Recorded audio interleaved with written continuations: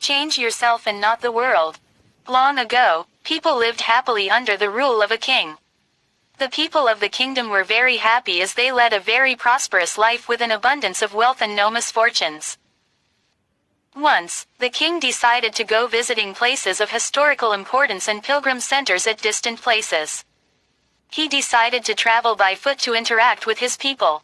People of distant places were very happy to have a conversation with their king. They were proud that their king had a kind heart. After several weeks of travel, the king returned to the palace. He was quite happy that he had visited many pilgrim centers and witnessed his people leading a prosperous life. However, he had one regret. He had intolerable pain in his feet as it was his first trip by foot covering a long distance. He complained to his ministers that the roads weren't comfortable and that they were very stony. He could not tolerate the pain. He said that he was very much worried about the people who had to walk along those roads as it would be painful for them too. Considering all this, he ordered his servants to cover the roads in the whole country with leather so that the people of his kingdom can walk comfortably.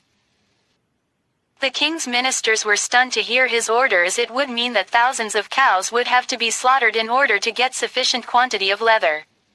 And it would cost a huge amount of money also.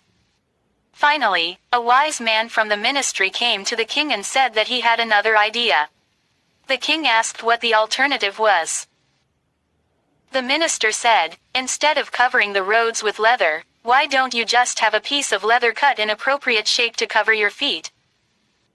The king was very much surprised by his suggestion and applauded the wisdom of the minister. He ordered a pair of leather shoes for himself and requested all his countrymen also to wear shoes. Moral: instead of trying to change the world, we should try to change ourselves.